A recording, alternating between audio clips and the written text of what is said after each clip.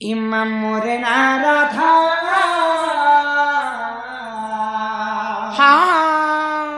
কে মুই রাজা কুমারী ই গোপে সুন্দরী মুই তো গোপে সুন্দরী सुंदरी हिले ही जागती চারি যুগে জন্ম চারি যুগে জন্ম চারি যুগে জন্ম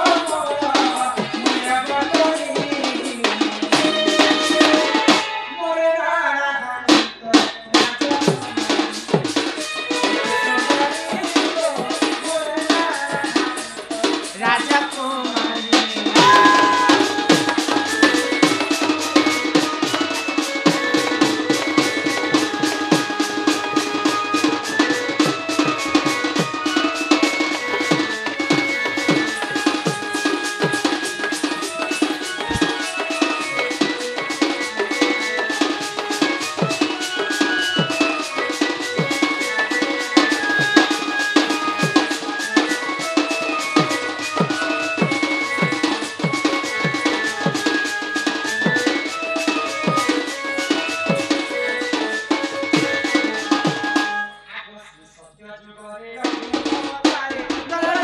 জনম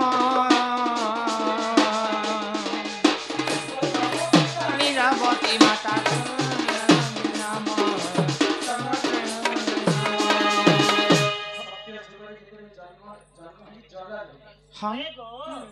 সত্য যুগরে জলরে জন্ম হয়ে বলছে কাহার পুয়ার দিনে প্রেম যদি পিয়া টুটির কথা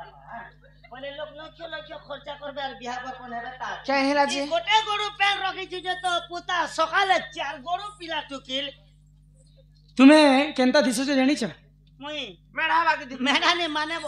नहीं नहीं তুমি গধ পরীক্ষা দেখছ गध হয় গো হেতির লাগি তো ঢোল বহিছ তুমি হে পজাড়ে যেন মুটলা বহিলা লেখে গধ লেখে এইটা জল পানিরু গোটে পিলা ছুয়া জন্ম হেবে কি नहीं गो সমুদ্র মন্থন সত্য যুগরে হিতরে দেব এবং দানব মুই জনে লোক জন্ম নেই হেবার অনেক দ্রব্য জন্ম হইছে জলর সর্বপ্রথমে যেতেবেলে দেব দানব মিশি সমুদ্র মন্থন কলে हाँ বলে আমি যদি কলি যুগরে দহি বিলমা है गो पैसा पड़सी পয়সা পড়বা नहीं बिलमा बेले गोटे एंता गेड़ाटे लागबा रसीटे लागबा तिबे जकर मोहि के हमें बिली पारमा घर घम भीतर सम ए सुन तो हेड़े बड़ समुद्र के मंथन कले जे कहा के रसी आनीतिले केनु आनीतिले আর সজ্ঞারা কে নেহলা समुद्र मंथन कला समय रे मंदरगिरी पर्वत के आनी करी गेड़ा बनाइथिले 15 मंदरगिरी पर्वत तापरे बासुकी सर्प के आनी करी दौड़ी बनाइथिले साप के हाँ इाड़े दानव आर से बाड़े देव बोले दानवे दानव बोले दानव बेले राक्षस माने आ देव बेले देवता माने मिसिकर दुई लोक इटा मंथुछन सर्वप्रथम जन्म है पंचजन्य शंख शंख जिते बेले जन्म है भगवान विष्णु नेले ऐरावत हस्ती इंद्र राजा नेले पारिजातक पुष्प इंद्र राजा नेले कुशेश्रवा अश्व जह्न माँ लक्ष्मी लक्ष्मींकर भौणी अलक्ष्मी समस्ते विष अमृत अनेक द्रव्य जन्म है मुई विषय मध्य जन्म है तो इटा सत्य जुगरे लक्ष्मी अवतारे जन्म है जन्म है गो आगो श्री सत्य जुगरे लक्ष्मी अवतारे जल रुहेली जन्म वरुण मो पिता नीरवती माता जगन्नाथ स्वामी नाम हो जगन्नाथ स्वामी नाम चारि जुगे जन्म मोर मा चारि जुगे जन्म मोर चारि जुगे जन्म मोर मुई अवतारी आगो मोर ना सुंदरी गो मोरे ना राजा मुई तो राजा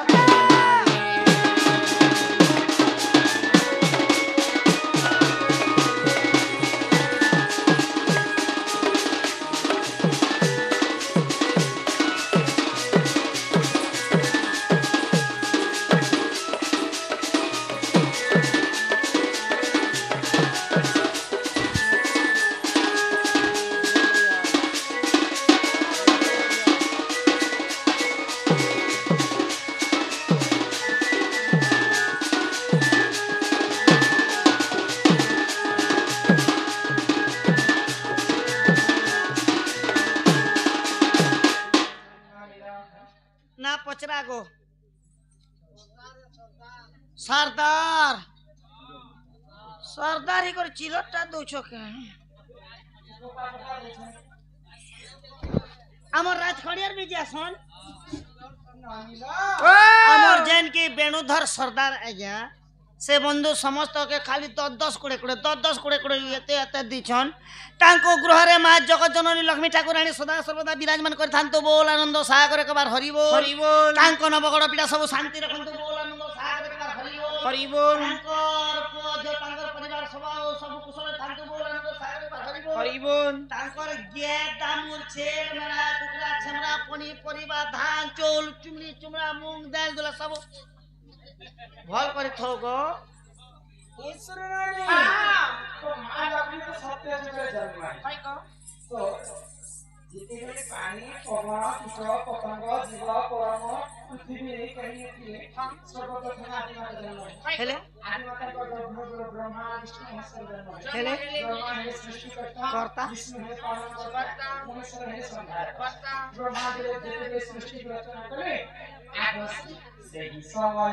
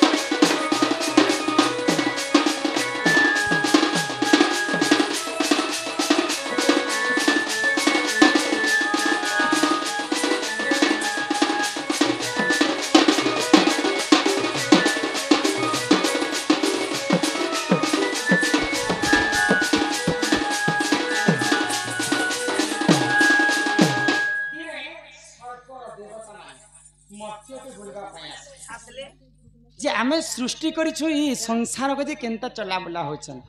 तो सही समय नाना प्रकार कीट पतंग जीव परम समस्ते राबी करी हंसी खेली कर से माने किते सुख शांति तांकर जीवन यापन होछ तो भगवान मानव जेते मत्स्य गुरुवा पर आसी हां से सब जीवन में भगवान पास को बोले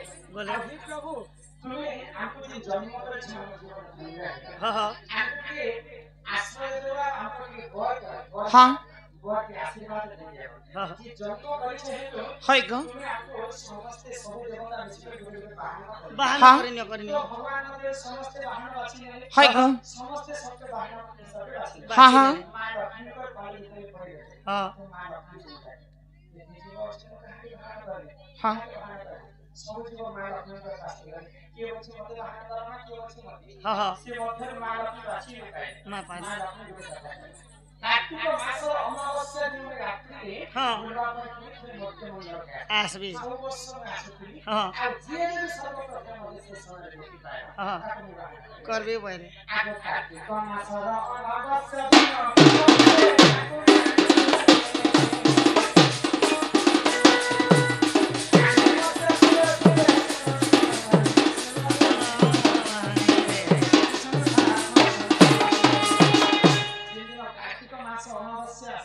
हां हां तो मां लक्ष्मी कहिथिले जे जे सर्वप्रथम मते देखि पाए सही आका मोर बहाना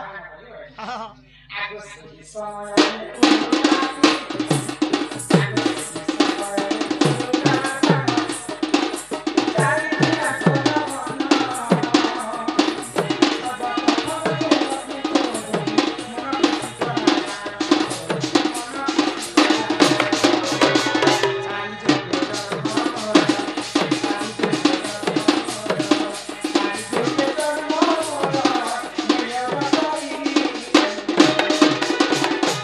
आगो मोरना